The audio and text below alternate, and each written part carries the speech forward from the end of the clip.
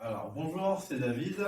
Aujourd'hui, je reçois Jessica qui va nous parler un petit peu du challenge 3D que tu as rejoint. Donc, tu m'as fait confiance en rejoignant ce challenge de remise en forme à travers le sport, le développement personnel et la nutrition. Est-ce que déjà tu peux te présenter en quelques mots qui tu es, ce que tu fais dans la vie? Donc, je m'appelle Jessica, j'ai 38 ans, je suis infirmière puéricultrice et je vis avec mon petit garçon, je fais beaucoup de sport autant que possible et donc, du coup c'est ce qui m'a attirée à faire le challenge avec David. D'accord, merci. Alors, quand tu as rejoint le challenge, est-ce que tu avais un objectif précis à atteindre ou un problème à résoudre? L'objectif c'était essayer de manger plus sainement, être aidé à mieux comprendre mon alimentation et aussi toujours le défi sportif d'aller plus loin et continuer le sport comme je faisais déjà un peu auparavant. D'accord. Et donc par rapport au avant-après, est-ce que tu as vu des résultats du coup par rapport à justement cette problématique-là ou ton besoin? Au niveau de l'alimentation, j'ai vraiment eu beaucoup mieux, un meilleur bien-être. Vraiment, je me sentais beaucoup mieux par rapport à avant et je comprenais mieux quand je cuisinais ce que je faisais, je comprenais mieux comment remplir mon assiette et apprécier ce que je mangeais. Et limite, manger beaucoup plus après le challenge qu'avant, où j'avais tendance à me priver finalement plus que ce que je pouvais imaginer. C'est ça, en plus grande quantité mais plus équilibré que ce que tu pouvais faire auparavant.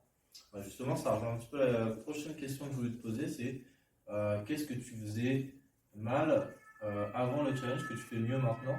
Donc toi, c'est plutôt au niveau de l'alimentation du coup? Oui, l'alimentation et l'organisation au quotidien pour mieux préparer mes alimentations, c'est souvent le manque de temps qui m'arrête à pouvoir manger plus équilibré. Je mange quand même équilibré, mais avoir plus de temps pour cuisiner des choses qui me plaisent. Donc je m'organise de mieux en mieux dans mon planning et j'apprécie plus les aliments, je les comprends mieux, donc je les choisis beaucoup mieux et j'apprends encore à les cuisiner, de nouveaux aliments que j'apprends à cuisiner. Avec des nouvelles recettes. Tout à fait, et surtout les composants, j'avais tendance à ne pas mettre suffisamment d'oléagineux, de fibres, etc. Donc je continue à apprendre. Bien, super. Est-ce que tu dirais qu'avoir rejoint le programme, ça a transformé quelque chose chez toi?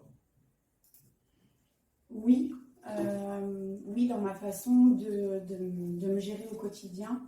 Comme je te disais, un de mes soucis, c'était aussi le manque de temps. Par rapport à mon travail, la gestion de la vie de famille, c'est mieux géré au quotidien, donc beaucoup moins stressé, puisque j'essaye de m'organiser sur plusieurs jours maintenant pour pouvoir et allier ma vie quotidienne, le sport, le travail, et puis les plaisirs et les repas, en fait. D'accord. Un peu tout. Donc tu dirais que tu as réussi à gagner en organisation et que du coup ça a permis de réduire une charge de stress et augmenter un petit peu ton bien-être. Oui, et la confiance aussi sur ce que je mangeais. Et du coup, comme je sais que je peux me permettre tant d'aliments, il y a moins de scrupules du coup à manger et c'est plus de plaisir. Moins de culpabilité, des choses comme ça. Tu reviens souvent. D'accord.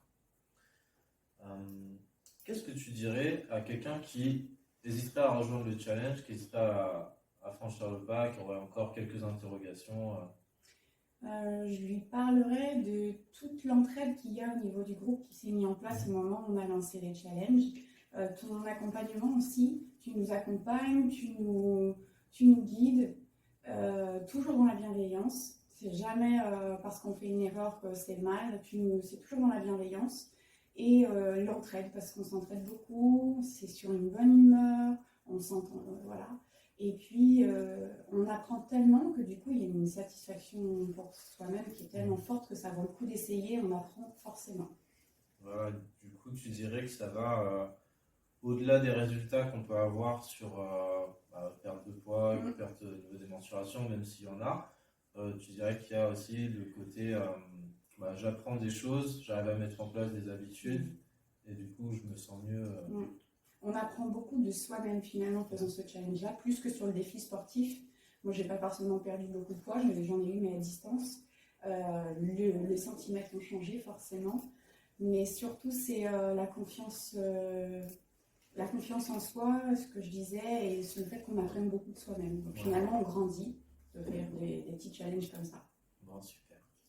Bah, merci à toi pour ton témoignage. Merci pour ton challenge. Avec plaisir. J'espère qu'on continuera comme ça encore pour quelques temps.